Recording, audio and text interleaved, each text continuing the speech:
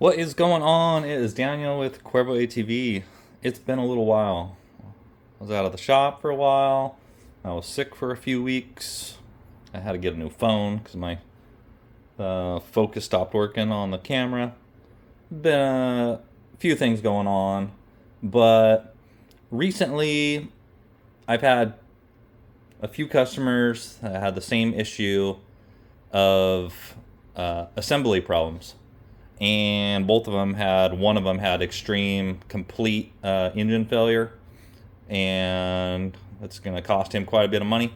And the other one was thankfully caught and taken apart with some minor cost to him, but nothing major happened. So this is the most important step of any piston installation. And there's a lot of steps that are important, but this is the most important, that is catastrophic, that won't give you a warning to what is happening. Everything will seem fine. And what we're talking about is file fitting the rings to the bore size. So let's straighten you out a little bit there. Okay, so when you get a piston from us, or really any manufacturer, you get your piston out of the box. When we open it up, gonna have a few things in here. Gonna have all this stuff that normally people like to throw away. Paperwork. You're like, yeah, whatever. I don't need that. I know what I'm doing. Well, you don't. You might. Your buddy who's put together engines before might think he knows what he's doing, but all of the 4-stroke pistons, including a stock piston, the ring set needs to be checked and fit to the cylinder bore. Now, they make pistons for a specific size, and the piston should fit in the hole without any issue. Okay, great, it fits, right? But on performance components, to get the best performance out of the engine assembly, is you want the exact right ring fit without going oversized. So a cheaper ring pack, there's your ring. The gap between the ends is called the ring end gap. So what we're going to do is we're going to take this ring, we're going to put it in the cylinder bore. You're going to put it in the cylinder bore, and we're going to use a component to square that ring up in the bore so it's sitting the same depth all the way around. Now, I've done a video on this before. You don't have to have that tool. They're not very expensive. You can use something as simple as just a short socket and push it down all the way around and set that ring depth. You know, if I push this down, hold my finger there, we can set the depth of that ring even all the way around. Check it in a few spots, recheck it, as using that as your gauge, whatever you're gonna do. Make sure that ring is sitting at the same depth in the cylinder. Normally want to go at least a 1/2 inch down into the bore, especially if it's a used cylinder. And what we're looking at is we need to measure this gap here. We need to measure that ring end gap.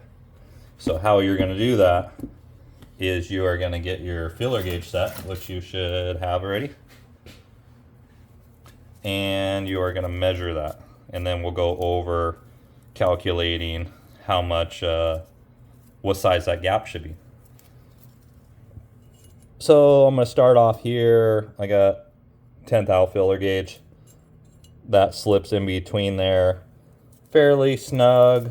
We're going to go up a few sizes. Go to a 13. See if a 13 still fits, but gets tight right at the edge. So I'd say that ring end gap is 12. So, okay, well, how do you know what size you need to do, what size ring gap? Well, you either call me and I give you the answer, or you look at the instruction sheet that came with your piston. And the very first thing that you open up and look at, it says determining ring gap, and it gives you a spec there. Now you may need to convert from millimeters to inches of the bore size. That is easily done with a quick calculation. And then you are going to look over on this other side, and they give you a spec here of the top ring, the second ring, and the oil rails.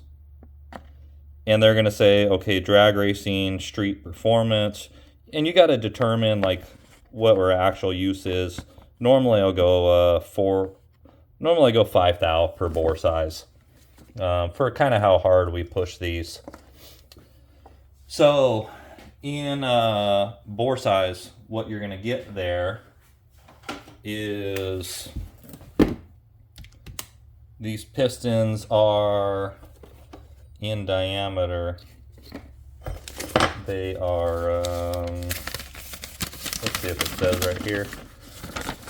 So on the spec sheet, you can see the bore diameter. So we can multiply 4.0157 by 5 thou. So 4.0157 times 0.005, and that gives us 20 thou. So that top ring gap is going to be 18 to 20, depending on if you're going 4.5 thou or 5 thou per inch of bore. So to file that ring gap, and you do the same with the second ring, and then you want to recheck the rails. But to file them, you literally take a file and file the ring. So you can do that a few different ways. You can take a regular file and file the rings. The rings are hard.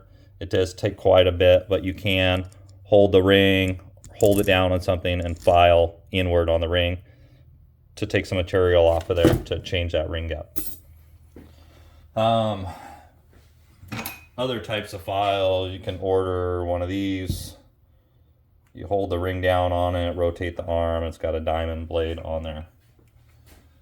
So however you do it, you could use a Dremel tool with a grinding edge on it.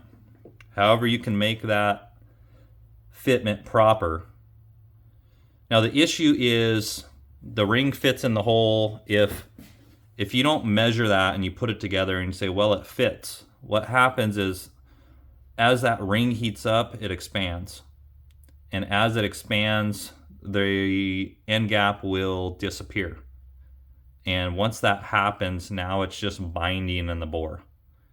And it will destroy the piston and cylinder, destroy the rings. But catastrophically, what happens, and what happened to this customer recently, because they didn't file the ring pack, is the piston ring pack bound up in the bore, and the rod pulled out the bottom of the piston. The piston stuck.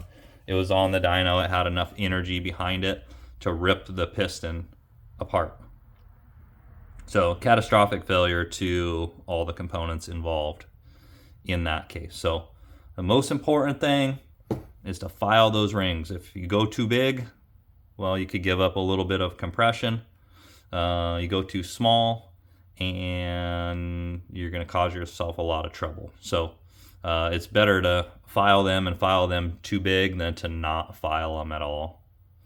So that is it for today. Please file your rings. I believe we're going to change and put some warning stickers as well on these pistons, just as extra precaution to get more information out there. That is it. We'll talk to you soon.